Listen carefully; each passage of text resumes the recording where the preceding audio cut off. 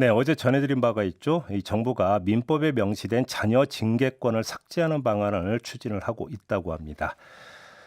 근데 이거에 대해서 일각에서는 이 가정교육에까지 정부가 참견하려고 하는 것 아니냐 이런 식으로 또 비판을 하고 있다고 하는데요. 이 문제에 대한 정확한 좀 인식이 필요한 것 같습니다. 그래서 법무부의 입장 직접 들어보는 시간 마련을 했는데요.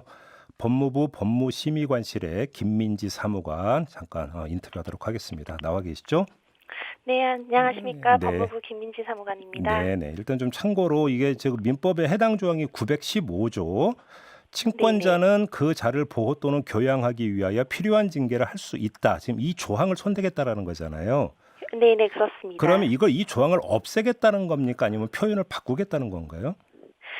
저희가 먼저 말씀을 드리면 네. 민법상 징계라는 용어가 음. 자녀를 부모의 권리 행사 대상으로만 오인할 수 있는 권위적 표현이라는 지적이 있어 왔습니다. 예. 그래서 징계라는 용어를 변경한다던가 이에 대한 음. 개선을 검토할 필요성이 있지 않는지 꾸준히 문제가 제기되어 왔고요. 네네. 그래서 10일자 이제 저희 법무부 보도자료에서 발표한 바와 같이 음. 포용적 가족 문화를 위한 법제 개선위원회에서 이에 대한 개선을 권고한 바가 있습니다. 예. 네, 법제개선위원회에서 권고한 사항은 첫 번째로 이제 징계권에 대해 규정하고 있는 915조 자체를 삭제를 하고요.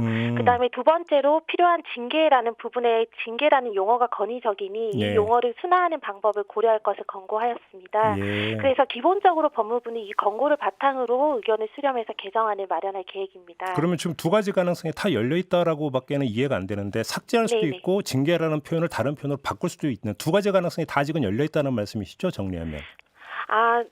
그렇게 받아들이시기보다는 네. 민법 징계권이 915조에서 단독으로 규정을 하고 있습니다. 음. 그래서 915조 조문 자체를 삭제를 하고요. 네. 민법 징계권에 이제 들어있는 조문의 내용을 지금 그 필요한 징계라는 부분을 지금 913조의 조문의 위치를 변경해서 필요한 징계라는 부분을 규정을 한다 이렇게 생각하시면 될 것 그러니까 이제 같습니다. 913조는 친권자는 자를 보호하고 교양할 권리 의무가 있다. 이 부분 말씀하시는 거죠? 네네네. 알겠습니다. 근데 작년에도 이 해당 조항 삭제를 추진했었던 적이 있었나요? 법무부에서? 네네네. 그럼 이때도 안 됐던 거예요?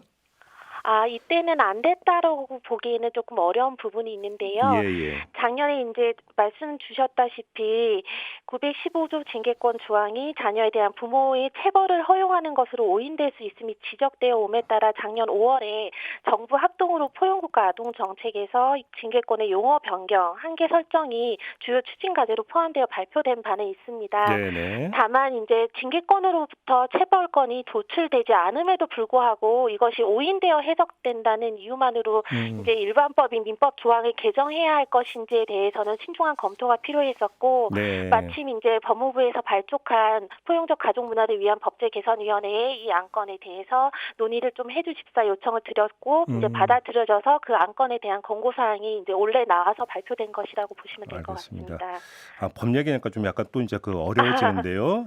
네. 저 요거 하나 여쭤볼게요. 아동 네네. 복지법에 보면 네네. 그 제5조 2항 아동의 보호자는 아동에게 신체적 고통이나 폭언 등의 정신적 고통을 가하여서는 아니 된다라는 조항이 있잖아요. 네네. 근데 여기서 이야기는 신체적 고통이라고 하는 게 요즘 이야기들은 뭐 아동에 대한 학대, 가혹 행위는 더 말할 것도 없고 네네. 가벼운 체벌도 포함이 되는 건가요?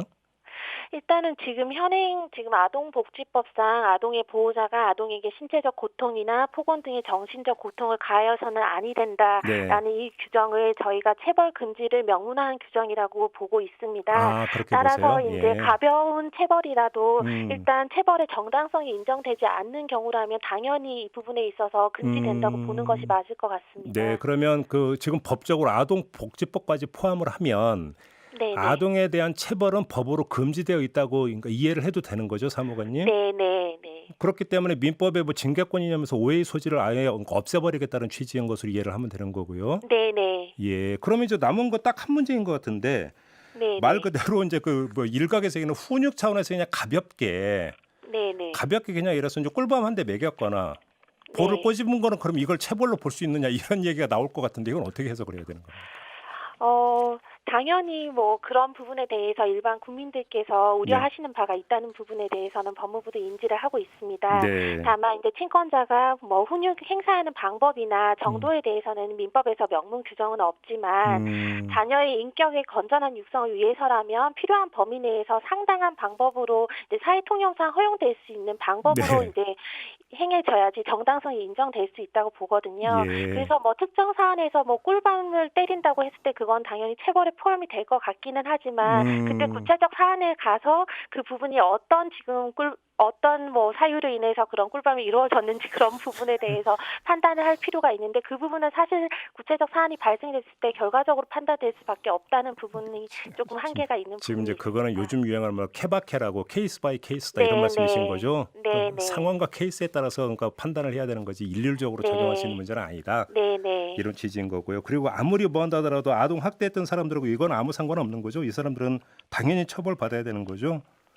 네, 당연합니다. 저희가 지금 뭐 개정이 된다고 하더라도 음. 부모의 자녀에 대한 훈육이 사회통념상 허용될 수 없는 정도에 이르면 네. 당연히 지금 민법상 친권의 남용으로서 음. 친권이 상실되거나 일시 정지될 수 있는 사유가 될 수 있고요. 네. 나아가 이제 폭행, 상해, 학대 행위에 해당해서 형사처벌도 가능한 것은 현행과 동일합니다. 그렇죠.